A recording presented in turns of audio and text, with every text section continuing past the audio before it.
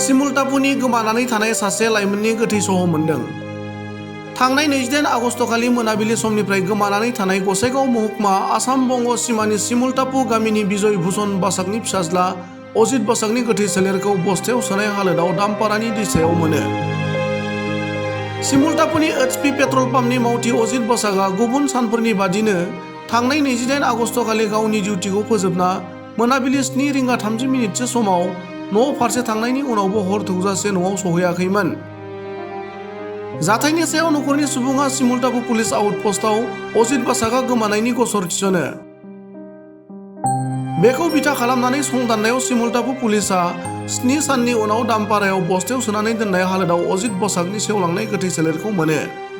सिनाय मोनै दुथां सुबुङा अजित बासाकखौ बुथारनानै बस्थायाव सोना गारनानै दोनलांनाय जाथाया ओनसोलनाङैनो गिखांनाय सोमजिहोदों आरो दायनिगिरिखौ संदानना हमनानै गोख्रों साजा होनांगौ होनना पुलिस बिफानखौ खावलायदों ओनसोलनि रायजोफोरा।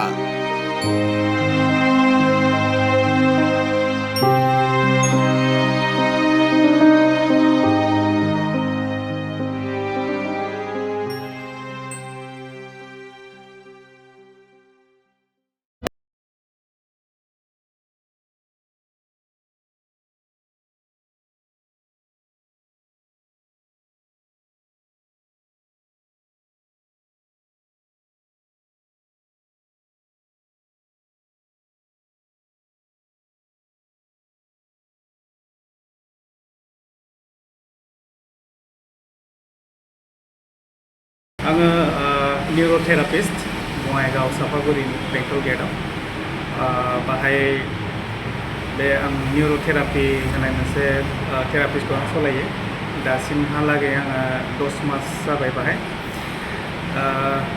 10 मासनि गेजेराव गोबां मानसियानो माने बेबायदि हामनानै थांनायखौ थांबाय, मोजां मोनबाय। सोरहाबा पेरालाइज, सोरहाबा बेबायदिनो सिनस्रि सानायफोर, सियाटिका जानायफोर, सार्भाइकेलनि प्रब्लेम बा हान्थु सानाय, एंगल सानायफोर, टेनिस एल्ब'फोर, माइग्रेनफोर, नैबेफोर बेमारफ्रा हामनानै थांबाय।